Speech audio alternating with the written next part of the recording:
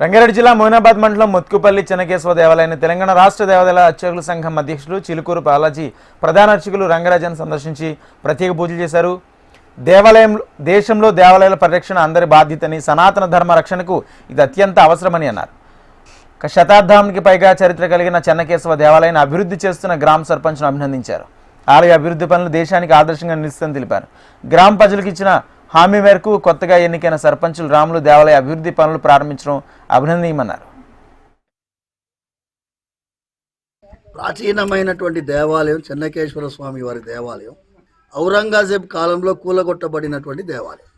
ఆ మూలమూర్తి బింబం అయిపోయినా కూడా వారు ఆ దేవాలయాన్ని, ప్రాచీనమైన దేవాలయాన్ని చొరవ తీసుకొని మోత్కుపల్లి రాములు గారు వారితో గ్రామ సభ్యులందరూ కలిసి ఈ దేవాలయాన్ని పునర్నిర్మించుకున్నారు.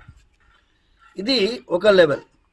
కానీ మనం దీంట్లో చూస్తే మోత్కుపల్లి రాములు గారు ఒక అణగారిన వర్గానికి చెందినటువంటి వారు.